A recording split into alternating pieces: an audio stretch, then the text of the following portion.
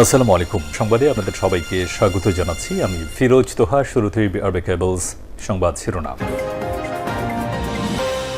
বাংলাদেশের সর্বশেষ গুরুত্বপূর্ণ আপডেট সংবাদে আপনাকে স্বাগত। শুরুতেই সংবাদ শিরোনাম, পরে বিস্তারিত।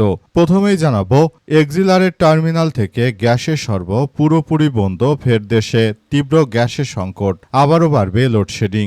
মাত্র কয়েকদিনের স্বস্তির পর আবারও দেশ জুড়ে তীব্র গ্যাসের সংকটে পড়েছে দেশ।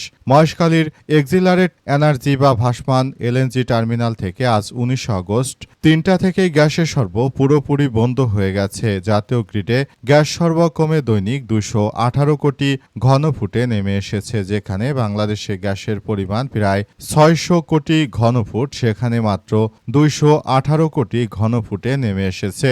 আবারও হাতে হারিকেন নিয়ে সবাই কাজ শুরু করে দিন। এ সরকার আবারও আপনাদের হাতে হারিকেন ধরিয়ে দেবে। এরপর জানাবো, বৃহস্পতিবার ১১ ঘন্টা বিদ্যুৎ থাকবে না যেসব এলাকায়। নতুন ৩৩ কেভি লাইনের তারকরণ এবং রক্ষণাবেক্ষণ কাজের জন্য নাটোরের বড়াই গ্রামের কয়েকটি এলাকায় বৃহস্পতিবার ২০ আগস্ট টানা ১১ ঘন্টা বিদ্যুৎ সরবরাহ বন্ধ থাকবে। আজ এক বিজ্ঞপ্তিতে তথ্যটি জানিয়েছে নাটোর পল্লী বিদ্যুৎ সমিতি ২। এদিকে বিদায় বক্তব্যে বারবার কাঁদলেন মির্জা ফখরুল। অতীতের ভুল ত্রুটির জন্য চাইলেন ক্ষমা। অতীতে শেখ হাসিনা পতনের আন্দোলনে মির্জা ফখরুল ইসলাম বিএনপির মহাসচিব হিসেবে তিনি শুধু তীব্র নিন্দা ও প্রতিবাদ জানাতেন, কিন্তু কখনোই কোনো বড় ধরনের আন্দোলন কিংবা সরকার পতন কিছুই করতে পারেননি। বরঞ্চ জুলাই আন্দোলনকারীদের ঘাড়ের উপর পাড়া দিয়ে বর্তমান এই সরকারের অধীনে মির্জা ফখরুল মন্ত্রী হয়েছিলেন। এখন সেই মির্জা ফখরুল রাষ্ট্রপতি হবেন।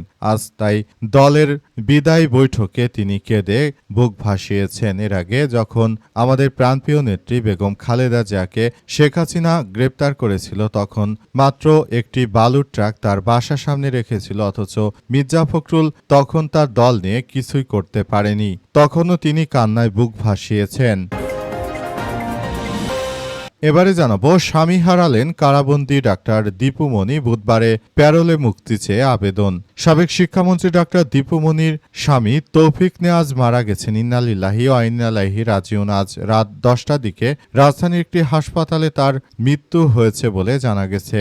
এই ঘটনায় দীপু মনিকে প্যারোলে মুক্তি দেওয়া হয়েছে। ২০ তারিখে সকাল ৬টা থেকে সন্ধ্যা ৬টা পর্যন্ত প্যারোলে মুক্তি পেয়েছেন দীপু মনি। তিনি তার স্বামীর শেষ বিদায় জানাতে জেল থেকে মুক্তি পাবেন মাত্র ১২ ঘন্টার জন্য। এবং সর্বশেষ জানাবো, আবারও বিএনপি ক্ষমতায়, খুলনায় যুবককে গুলি করে হত্যা। বিএনপি ক্ষমতা আসলেই দেশজুড়ে ত্রাসের রাজত্ব কায়েম হয়। খুলনা মহানগরী লবণচড়া থানাধীন ৮০ বিঘা এলাকায় মঞ্জুরুল ইসলাম ২১ নামের এক যুবককে গুলি করে হত্যা করেছে দুর্বৃত্তরা।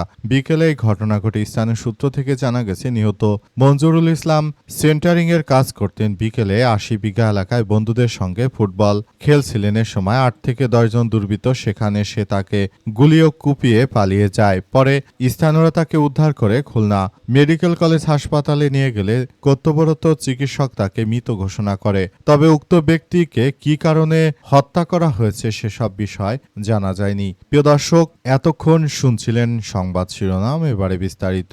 তবে তার আগে বন্ধুরা, অনুরোধ থাকবে এই সংবাদটিতে একটি লাইক দিন। এই চ্যানেলে আপনি নতুন হয়ে থাকলে আমাদের সংবাদটি দেখতে দেখতে চ্যানেলটি সাবস্ক্রাইব করে রাখুন। কমেন্ট করে বন্ধুরা আপনার মূল্যবান মতামত জানিয়ে দিন আপনি বিশ্বের কোন দেশ থেকে বা বাংলাদেশের কোন স্থান থেকে আমাদের সংবাদটি দেখছেন এবং শুনছেন। আর বন্ধুরা, সংবাদটি আপনার সোশ্যাল মিডিয়া ফেসবুকে শেয়ার করে বন্ধুদেরও দেখার সুযোগ করে দিন। গাজা যুদ্ধে আপনি যদি নিরীহ ফিলিস্তিনিদের ভালোবেসে থাকেন বন্ধুরা, কমেন্ট বক্সে কমেন্ট করে পুরো বিশ্ববাসীকে আমাদের এই তাজা আপডেটটি দেখার সুযোগ করে দিন।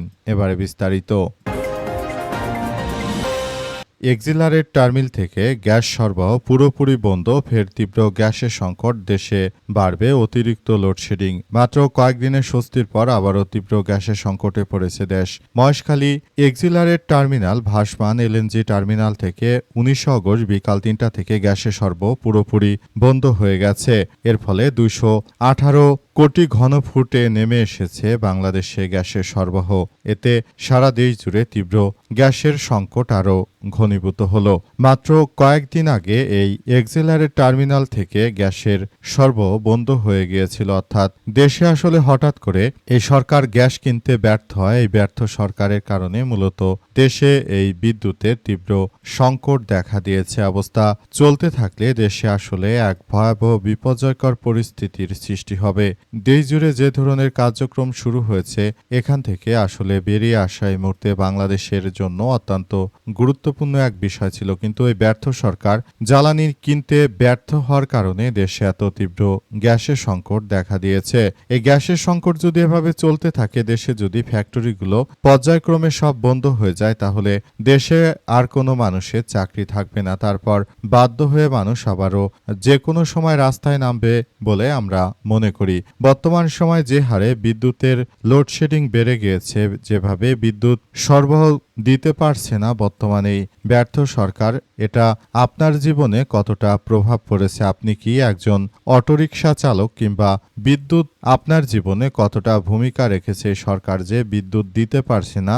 এই ব্যাপার নিয়ে আপনার মতামত আমাদেরকে কমেন্ট করে জানিয়ে দিন। যেখানে শেখ হাসিনা সরকার পারল, ইউনূস সরকার পারল, কিন্তু এই সরকার ক্ষমতা আসার পরই বিদ্যুতের লোডশেডিং সবাইকে হাতে হারিকেন ধরিয়ে দিয়েছে।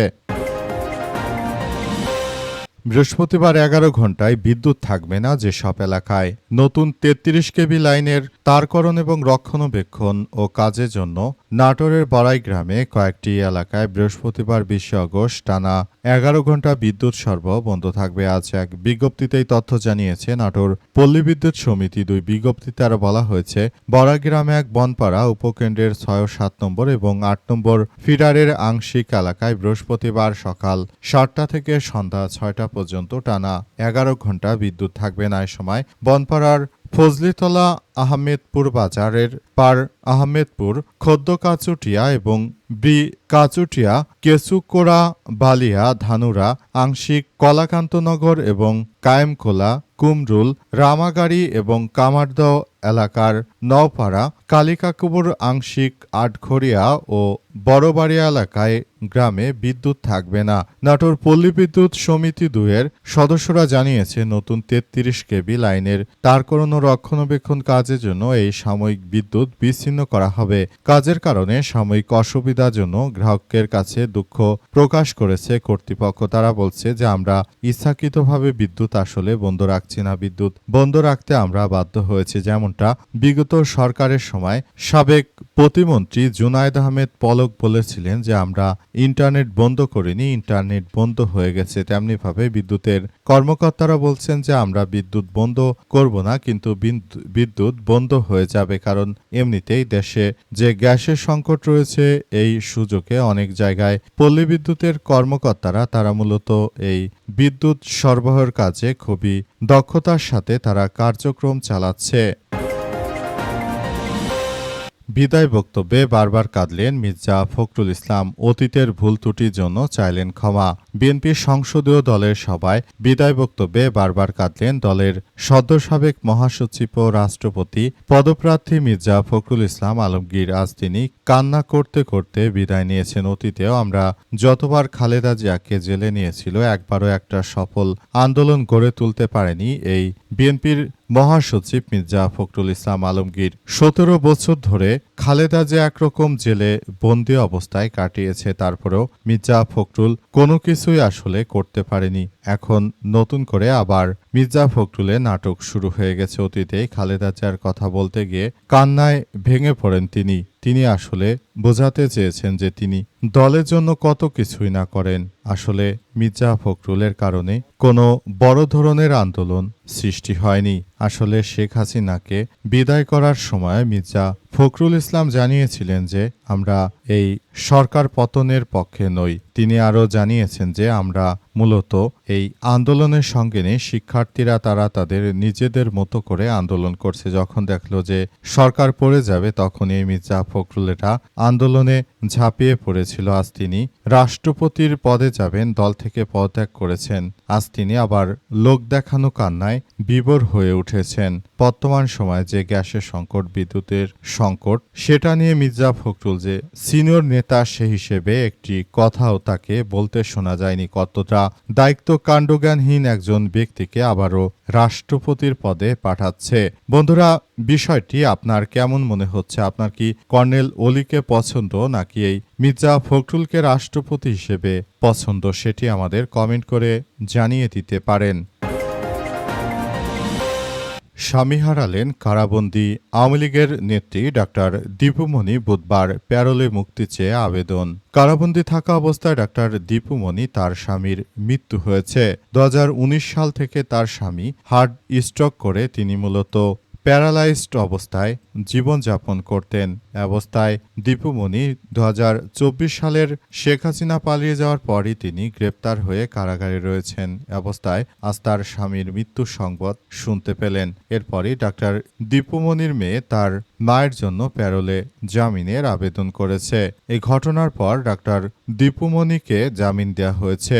20 আগস্ট ডাক্তার দীপুমণিকে সকাল 6টা থেকে সন্ধ্যা 6টা পর্যন্ত জামিন দেওয়া হয়েছে। প্যারোলে তিনি সকাল 6টায় মুক্তি পাবেন। এরপর তার স্বামীর শেষকৃত্য অনুষ্ঠানে যোগ দিবেন। ডক্টর দীপুমণি আওয়ামী লীগের একজন প্রভাবশালী রাজনীতিবিদ এবং তিনি দীর্ঘদিন ধরে কারাবন্দী থাকার কারণে মূলত নতুন করে আবারও দেশের মধ্য তিনি আলোচনায় এসেছেন। ডক্টর দীপুমণি তিনি সফলভাবে বাংলাদেশের শিক্ষা খাতকে ধ্বংসের পেছনে তার অনেক বড় পরিকল্পনা ছিল। যখন তারা ক্ষমতায় ছিলেন তখন সৃজনশীলের মতো বিভিন্ন অকার্যকর পাঠ্য পদ্ধতি জনগণের ছেলেমেয়েদের মাথার উপর ঠিকই চাপিয়েছেন, কিন্তু এদের ছেলেমেয়েরা ঠিকই বিদেশে পড়াশোনা করেছে। অথচ এরা সৃষ্টিকর্তার কি অপূর্ব নিদর্শন যে এত ক্ষমতা থাকার সত্ত্বেও নিজের স্বামীর মৃত্যুর সময় পাশে থাকতে পারেননি এই মহীয়সী নারী।